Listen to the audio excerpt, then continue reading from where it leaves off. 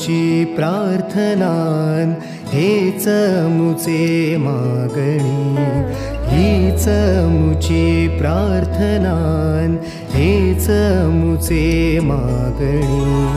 माणसाने माणसाशी माणसा सम वागणे,